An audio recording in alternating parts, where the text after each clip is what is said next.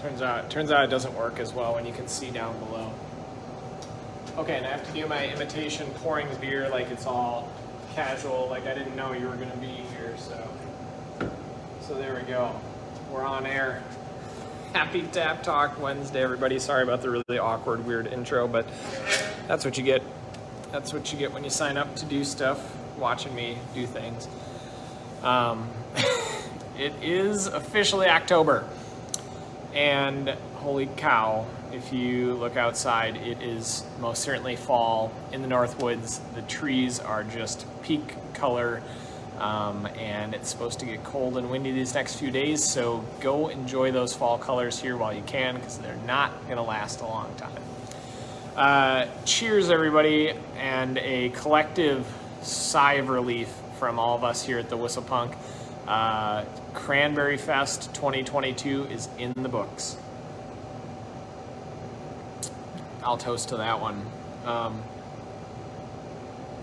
We managed to somehow, despite all the stuff we were saying last week, still get rained on for Cranberry Fest. I guess it is just the way it's meant to be. It's been a week of some of the nicest weather that you could ask for. The days leading up to Cranberry Fest were perfect, very sunny and beautiful, and all the days since then have also been equally beautiful and amazing. So what are you gonna do? It rained during the day on Cranberry Fest for us, and it really didn't put too much of a hamper on anything other than having to kind of smash everyone inside the shop here around 11 or noon. But the beers went over really well. Lift Bridge killed it. We crushed through all of the Cranberry Fest beer by about 3:30, which is just perfect. And it was delicious. It was very tasty, nice and tangy, but very definitely cranberry. And went through a bunch of their other beers and everything like that too, and a whole bunch of stuff on the inside. We're finally kind of back in action.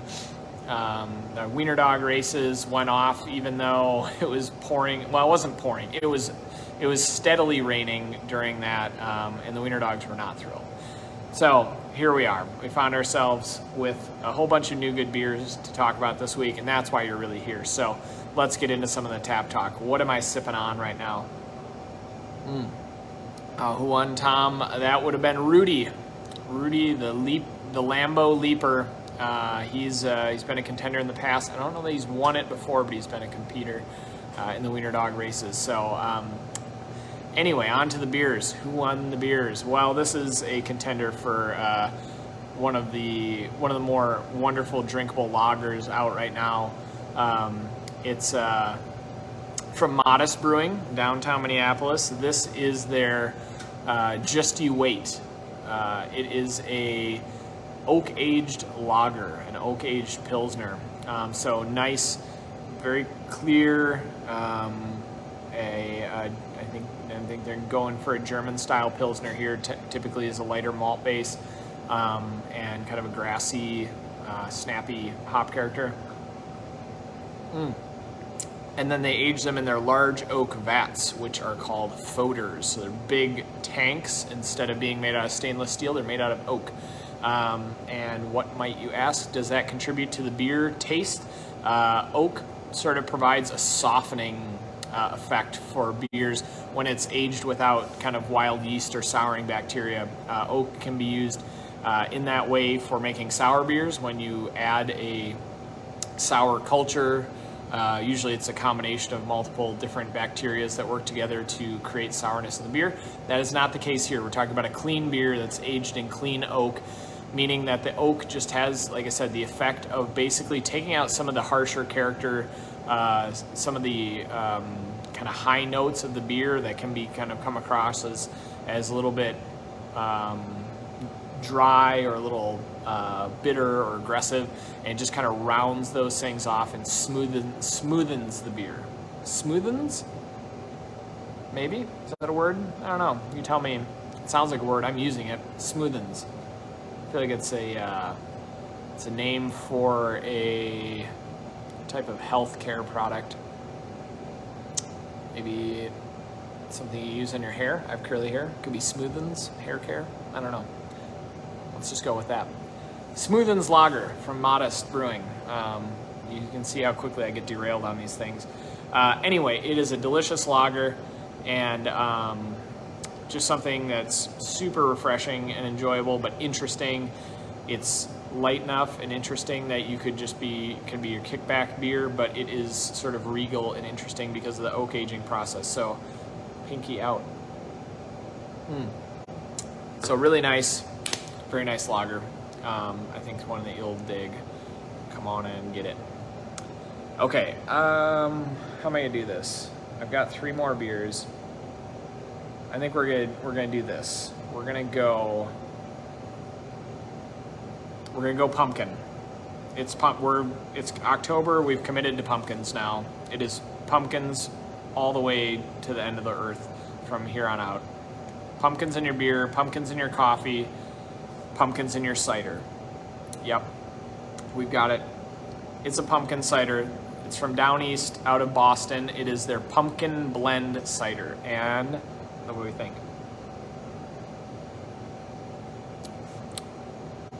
Just damn good.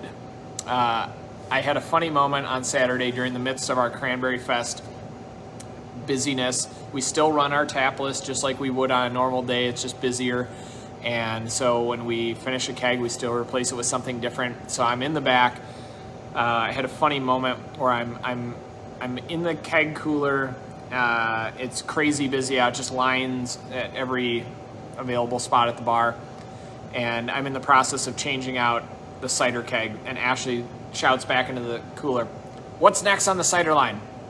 And I said, "It's this Down East pumpkin cider." And she goes, something comparable, like, nah. She was not pleased. She goes, well, fine. Pumpkin cider. I go, all right, let's give it a try. We've had a good track record with Down East, and we've had this in the past, and it's quite good. So it comes out. Things are busy. I don't get the chance to check in with her. All of a sudden, I look over, and Ashley is like loving the cider and is just evangelizing to everyone. She's getting everyone in the whole bar to be drinking this pumpkin cider. And it's still very busy at this point, and I only had gotten a 6th barrel, which, if you're unfamiliar with keg sizes, beer education, a 6th barrel is a 5.167 gallon keg. It houses in the neighborhood of about 42 to 45 16-ounce pours of beer or cider, depending on how it pours, depending on how the keg gets filled, and headroom, and all those factors, but right in that range. We kicked this keg in, I don't know, I'm going to say about 65 minutes, because Ashley had gotten everyone on board with drinking the cider, and bam, we just crushed through it. Fortunately, I was able to give a call to my good friend Jim at Beechwood Distributing, and I said, "Jim, do you have any more of this pumpkin cider?" And he said, "Yes." And I said, "I would like 2 more kegs of it." And he said, "Okay." And here they are. So we're sipping back on it again, and we'll have it for a little while until all you heathens suck it all down. Down East Unfiltered Ciders is their game. They're from Boston, Massachusetts. I may have mentioned that. I'll spare you attempting my Boston accent or referencing Good Will Hunting for this line. So just imagine me doing that, but I'm not going to do it. I'm not going to commit. It is a cider made with pumpkin pie spices. If I remember correctly, there's not actually any pumpkin used in the cider, but just going for the flavor of the pumpkin pie. And it's just darn good. I think you'll really enjoy it if you have even the faintest inkling of enjoying that pumpkin pie spice. I know it's not for everyone. I'm not a huge pumpkin craze person, but it hits with the right amount of sweetness that keeps it interesting, but it's not so sweet that it's overwhelming. And it's got pumpkin spice, but it's just everything that you want from it in balance without being too much. I think the unfiltered cider from Down East, the reason it works so well is leaving the cider unfiltered, you get the rich flavor of the apple without it tends to be in ciders in my previous experiences. I love apples. I love apple juice. I love apple cider. I tend to just kind of be so-so on drinking hard ciders overall. And not that I don't enjoy them, but I just don't want a lot of them usually. But the cider game has just continued to increase. Down East does a great job. Locally, we have Wild State out of Duluth. There's Duluth Cider Company. We have carried from the start here Maiden Rock out of Maiden Rock, Wisconsin. Killer ciders, really, really good. But this sort of unfiltered thing, I think, gives a rich mouthfeel. It kind of satisfies the hazy aspect for those of you who are haze people. And then also gives you cider sweetness without being like back sweetened, meaning sugar or sweetener added after the fermentation process, which is how a lot of ciders and how a lot of, or how I should say some ciders and some Belgian style lambics like Lindemans are done, where they're adding sweetener after the fermentation to kind of bring up the sweetness of it. Anyway, this is killer. It's seasonal. Get your pumpkin on. It's going to be easy to be in the fall mood after these next few days when things are going to be cooling down here. So cheers. Okay, you might be saying, but Ian, I don't like pumpkin stuff. It's gross, it's stupid, it's a fad, I'm not a fan. Well, if that's the case, cozy up to this mother right here. Get your hops blasted into your mouth with this beer. It's called Attention Please, and it's from Bearded Iris Brewing. I just about forgot. I didn't. Bearded Iris Brewing's from Nashville, Tennessee. They make good beer. That's what they do there, and particularly they make good beer with a lot of hops in it. This particular one is made with all Citra hops, and it is about 8.2%. So it is sneaky. Strong enough that it is a double IPA. A lot of people ask me, what does a double IPA mean? At the simplest explanation, it just means that it is an IPA that is higher in alcohol content, generally speaking 8% or above. That's my sort of rule, and I think is a bit of an unwritten rule within beer, that double IPAs are at least 8%. I've seen some that claim that and they're 7.5. I've seen some that claim that they're double IPAs and they're 14%. Dark Horse famously used to make their, what was it? It was the Double Crooked Tree.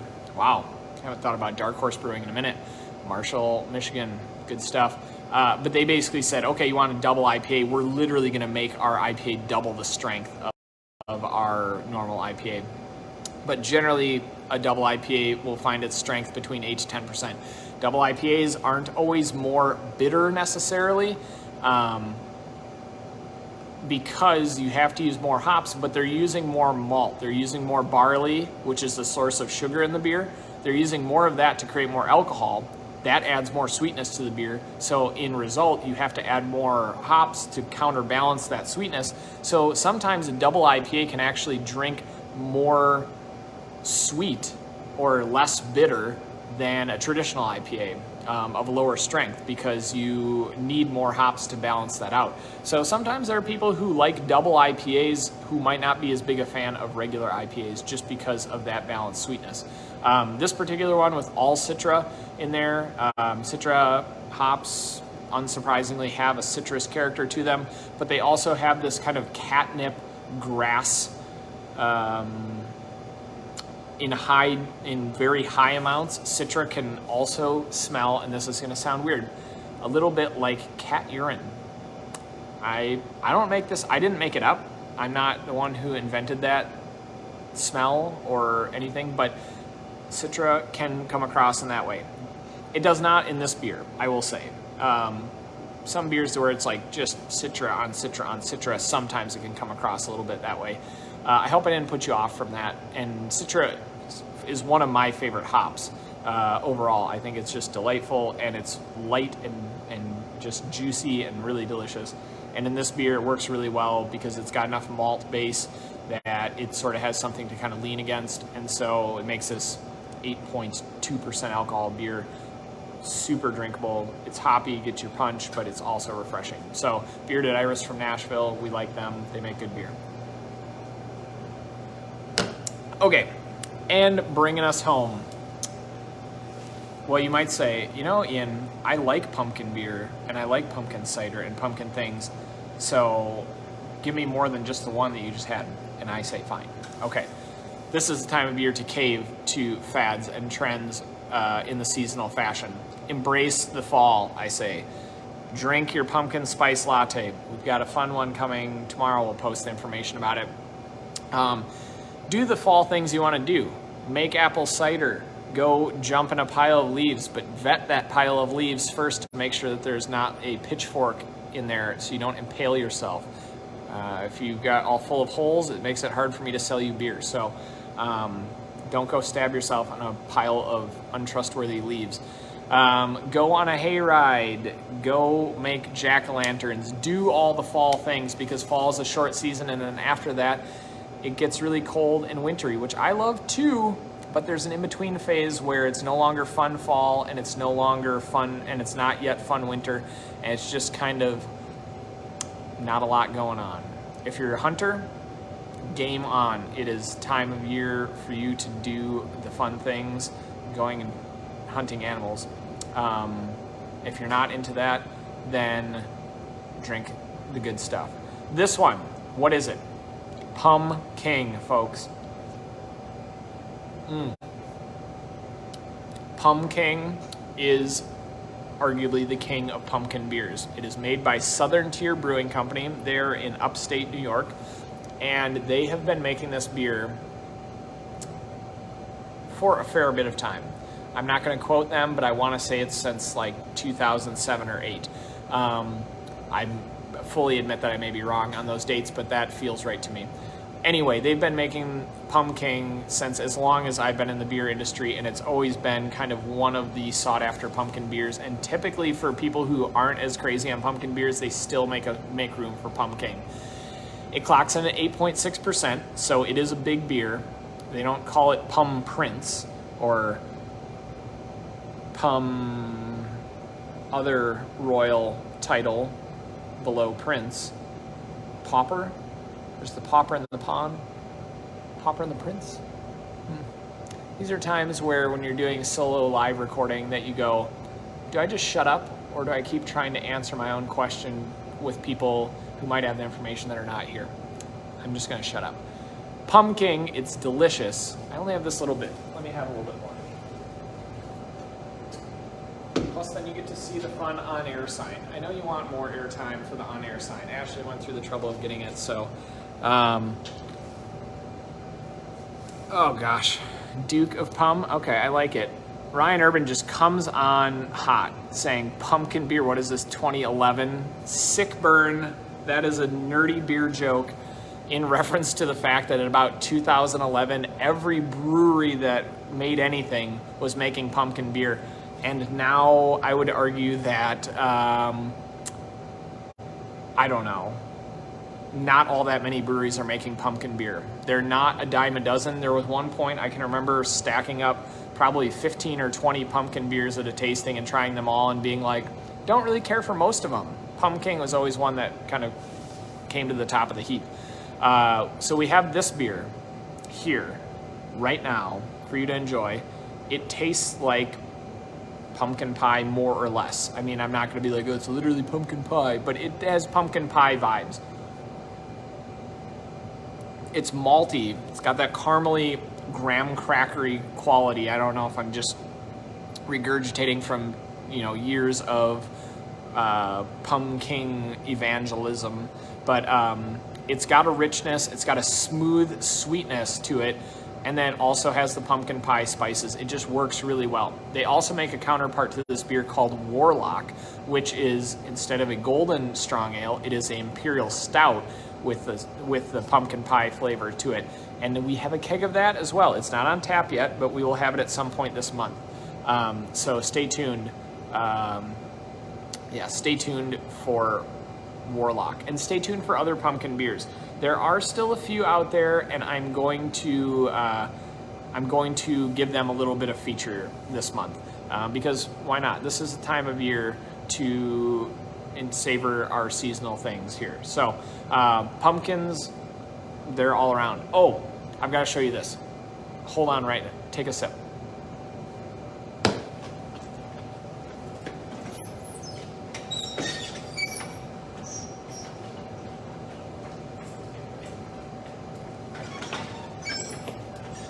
Okay, I'm back. Look at this freaking thing. How cool is that? That is like months of advanced planning to carve in the WhistlePunk name and logo into a pumpkin, and then to have it gloriously grow out into this lovely pumpkin shape. And this was brought to us generally anonymously. I actually I can't tell you 100% who brought this pumpkin, who made this. I think I know, but I'm not totally sure. So if you would like to claim credit for making this wonderful pumpkin decoration that we are totally gonna market the hell out of for the next month, please step forward. It came to us right before Cranberry Fest, and I was out of the building, so I didn't get to see who dropped it off, and no one seemed to know because it was busy. And what a cool thing. Somebody made us a cool WhistlePunk pumpkin. A whistle pumpkin, if you will. Oh, God. I even had to, I don't even think I can laugh at that one. But anyway, what do we have coming up here at the Punk? We have spooky movie trivia coming up in a couple weeks. We'll have our Thirsty Thursdays carrying on every week, Thursdays around 5 o'clock, fun beer shares. And then towards the end of the month, we have our next beer dinner with Chef Ray of 5-Course Catering. We were just discussing the menu today, and it's gonna be super tasty. You're not gonna wanna miss this one. So stay tuned for details on that. We will post, we'll send out an email newsletter and post it on our Facebook page when the tickets will go on sale. We'll do those online on our website. I hope that you're having a great start to your fall. I hope you've gotten a chance to enjoy some of the leaves changing color. I hope that you are just embracing the fall in whatever capacity that looks like for you. It seems like a good time of year for doing stuff around the house. Cutting wood. It's a good time for cutting wood, splitting wood, burning a little gas out there, having a campfire, drinking pumpkin beers.